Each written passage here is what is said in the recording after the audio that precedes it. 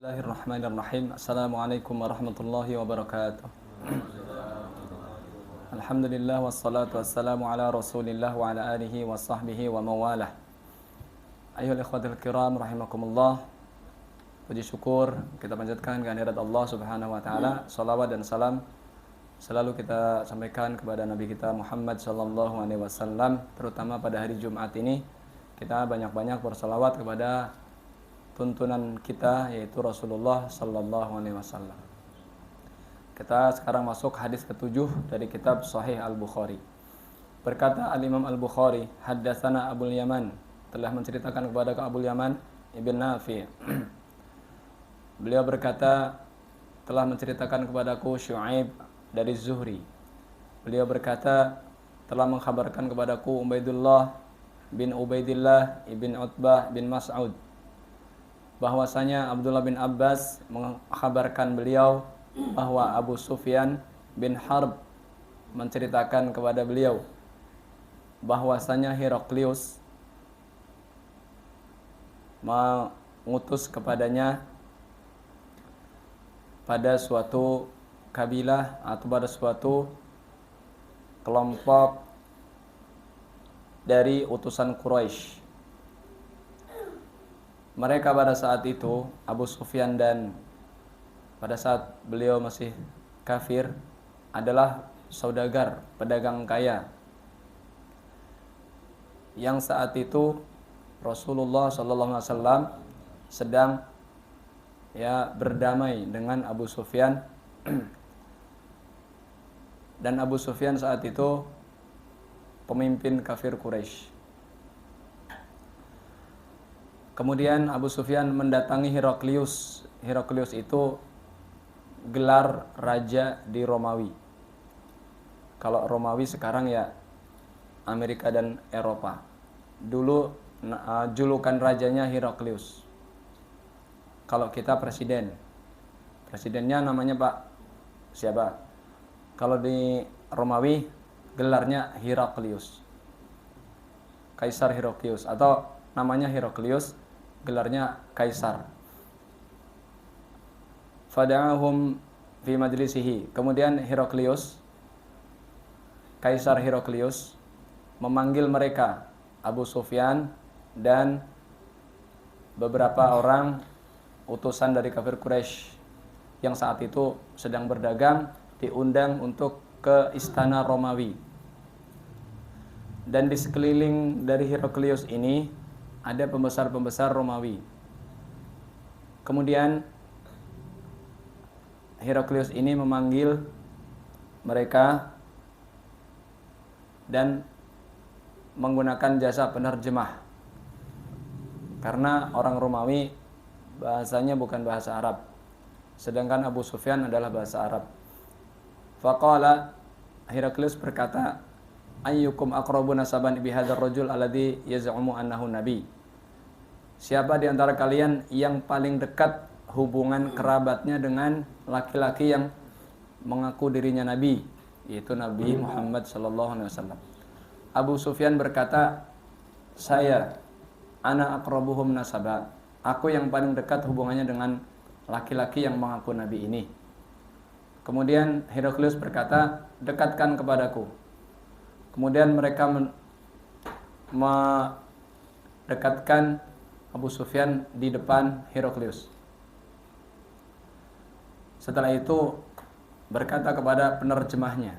Heraklius berkata kepada penerjemahnya, katakan kepada mereka, aku ingin menanyakan jati diri laki-laki yang mengaku nabi ini, yaitu Nabi Muhammad SAW. Kalau dia berbohong, maka dustakanlah dia. Kemudian Abu Sufyan berkata, fa wallahi laulal hayatu min an ya'thiru alayya kadiban lakadzabtu anhu. Demi Allah, kalau saja aku tidak malu, dia akan menuduhku atau orang-orang akan menuduhku pendusta, sungguh aku akan berbohong tentang jati diri Rasulullah sallallahu alaihi wasallam. Kemudian yang pertama ditanyakan oleh Heraklius adalah kaifa nasabuhu fikum, bagaimana silsilah nasab laki-laki ini, maksudnya Nabi Muhammad sallallahu alaihi wasallam, bapaknya, kakeknya, dan nenek moyangnya. Kemudian Abu Sufyan mengatakan huwa dzu nasabin, dia nasabnya tinggi. Muhammad bin Abdullah bin Abdul Muttalib bin Hashim bin Abdi Manaf bin Qusay bin Kilab bin Murrah bin Ghalib bin Fihr bin Lu'ay bin Ghalib bin Fihr. Jadi Rasulullah nasabnya sangat bagus.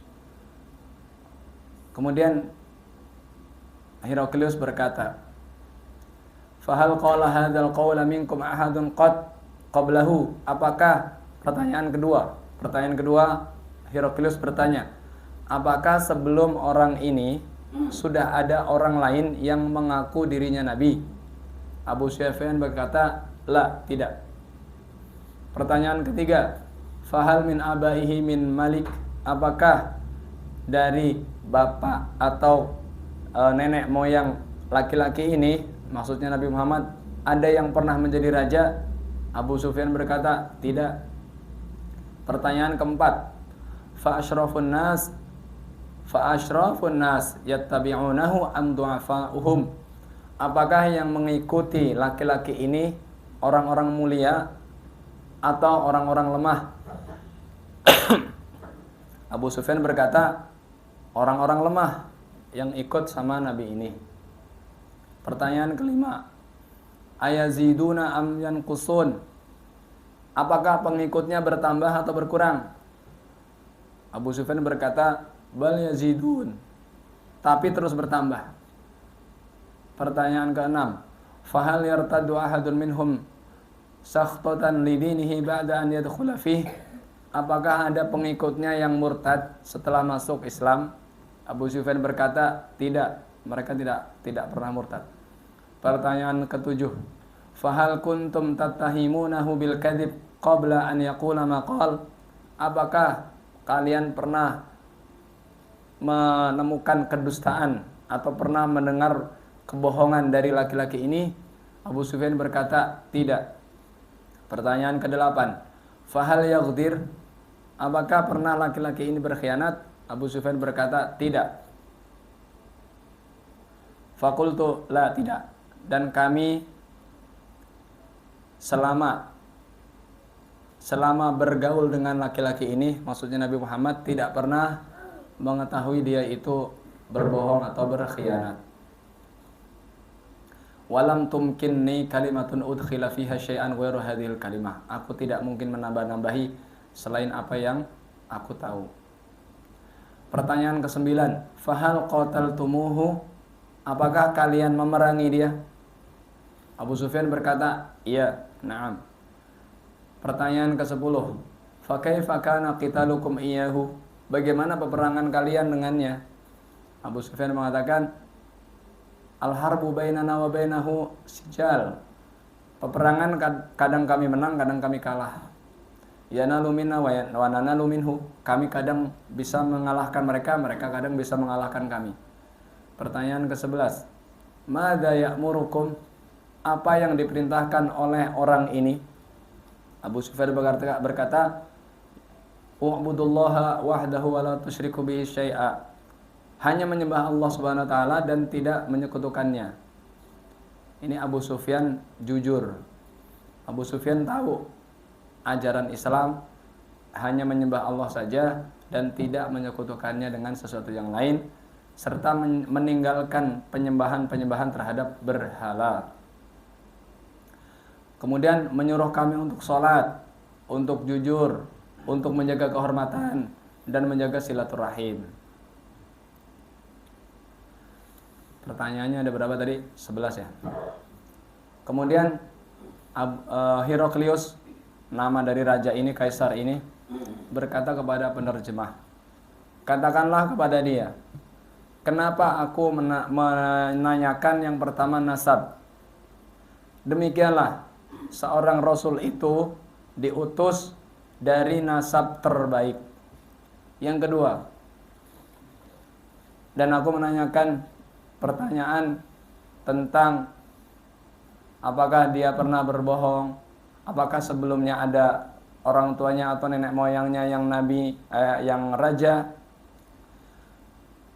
Maka kalau saja dulu orang tua atau kakek atau nenek moyang dari orang ini pernah menjadi raja, maka dia hanya meminta tahta kekuasaannya. Dan ketika aku menanyakan apakah orang ini pernah berbohong, dan kalian menjawab tidak, dan sungguh aku tahu tidak mungkin seorang nabi itu berbohong. Karena kalau nabi berbohong berarti dia telah berbohong kepada atas nama Allah dan mendustai umatnya. Dan kenapa aku menanyakan apakah yang mengikuti nabi ini orang-orang mulia atau orang-orang lemah? Kalian menyebutkan yang mengikutinya adalah orang-orang lemah. Memang begitu. Pengikut para nabi itu orang lemah semua. Dan aku menanyakan apakah pengikutnya bertambah atau berkurang? Kalian mengatakan bertambah. Demikianlah iman. Iman itu kalau sudah masuk ke dalam hati akan sempurna, akan bertambah. Dan aku menanyakan apakah setelah mereka masuk Islam mereka ada yang murtad karena tidak suka dengan agamanya? Kalian menjawab tidak. Demikianlah iman. Iman itu kalau sudah masuk ke dalam hati yang paling dalam, maka dia tidak akan pernah lepas. Adapun aku menanyakan kepada kalian apakah orang ini pernah berkhianat? Tidak. Memang begitu. Nabi tidak pernah berkhianat. Kemudian aku menanyakan apa yang diperintahkan Nabi ini?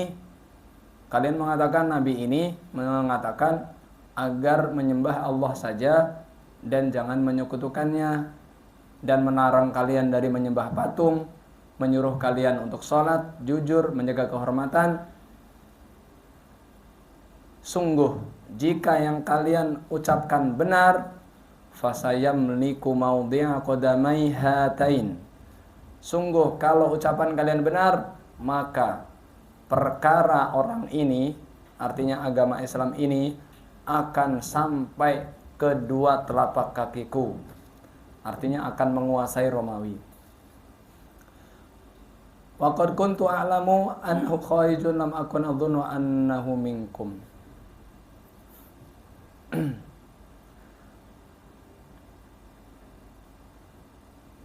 Dan aku menyangka dan aku mengetahui bahwasanya orang ini telah keluar dan bukan termasuk dari golongan kalian. Falau anni a'lamu anni akhlusu ilaihi atajamashtu liqa'ahu.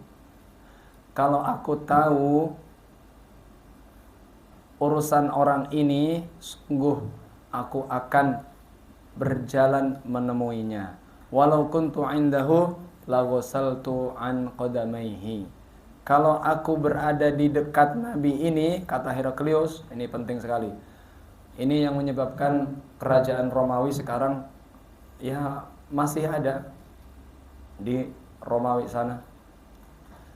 Dan juga mereka masih turun-temurun, nggak hancur, karena mereka sangat menghormati Nabi Muhammad walaupun mereka tidak masuk Islam. Perhatikan ucapan Raja Heraklius ini. Walau kuntu indahu laghasaltu an qadamai. Kalau aku berada di sisinya, aku akan cuci telapak kakinya. Ini ucapan Raja Heraklius.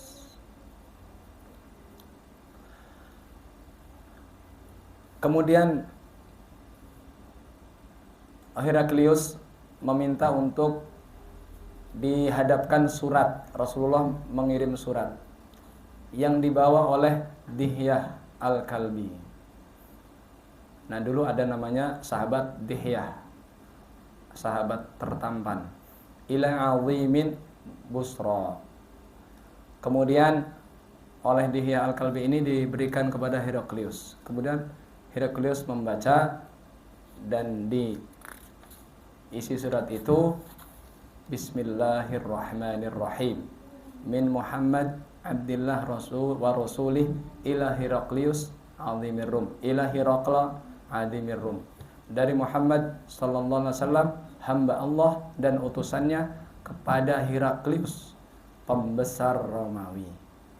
Insyaallah kita akan baca isi surat Nabi Muhammad sallallahu alaihi wasallam pada pertemuan yang akan datang. Ya. Karena hadis ini panjang sekali, hampir 1 halaman penuh. Ya, kita langsung bisa memahami bahwa Rasulullah sallallahu alaihi wasallam nasabnya sangat tinggi.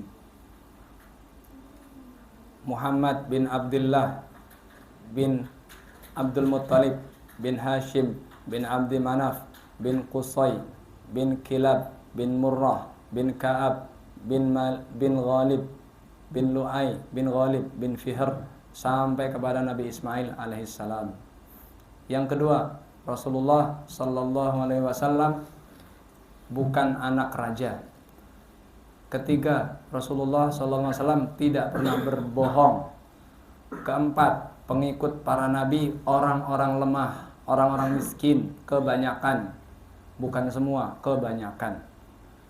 Kemudian Rasulullah tidak pernah berkhianat. Rasulullah sallallahu alaihi wasallam berperang dengan orang kafir Quraisy sebanyak 17 kali. Jadi kita sebagai umat Islam harus ada niat berperang. Kemudian Rasulullah sallallahu alaihi wasallam memurnikan tauhid, dan Rasulullah sallallahu alaihi wasallam menyuruh untuk salat. Dan hadis ini menunjukkan sifat baik orang Arab, jujur walaupun sama musuh. Abu Sufyan saat itu masih kafir, tapi ketika ditanya tentang musuhnya, siapa musuhnya Abu Sufyan saat itu?